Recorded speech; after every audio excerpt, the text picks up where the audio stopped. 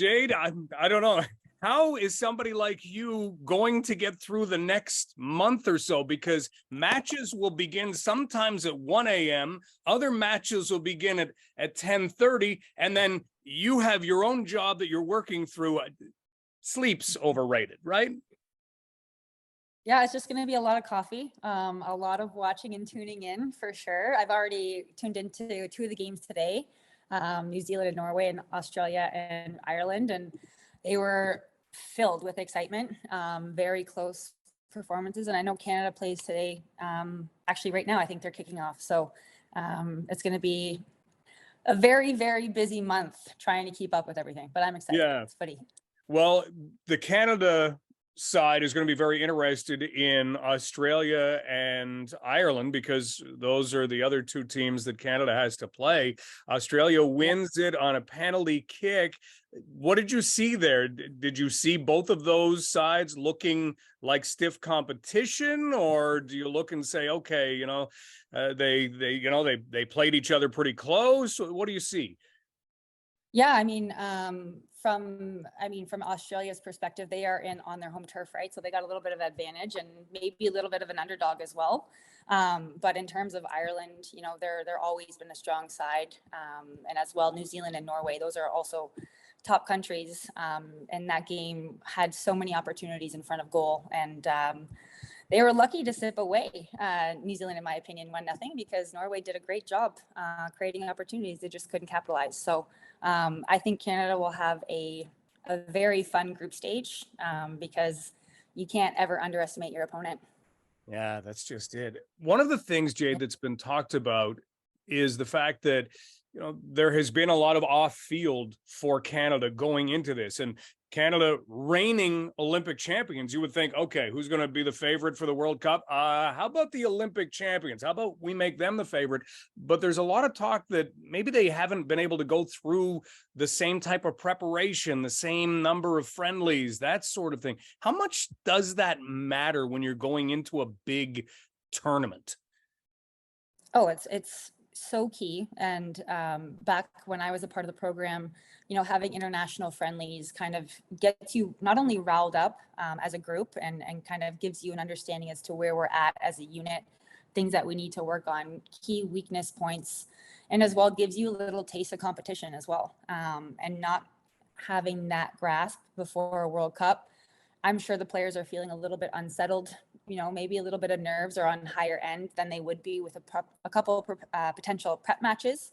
And I know myself as well, just getting to know where I'm at before I'm entering a tournament, just physically and mentally, those games are, lock and loaders for that. So I think that the players, they might be a little bit thrown off their game, and it is unfortunate that had to happen for them. But I know that the girls team, they are full of studs. We got Jessie Fleming in the middle of the pitch, who's taken on more of a role this year. And I don't doubt that these girls are going to step up to the occasion for sure. Yeah. Jade Kovacevic joining us, one of the top soccer players that London has ever produced, a former national team member, and now with J9 Training. You can check that out at j9training.com, helping to create the next amazing soccer players. The fact that Jessie Fleming is still, rising as a star, Jade, it's wild. You look at some of the previews, you pick out ESPN's preview and key player, Jessie Fleming. I mean, is that where we are with the national program? Christine Sinclair is on the team, but are we really seeing maybe the passing of the torch here?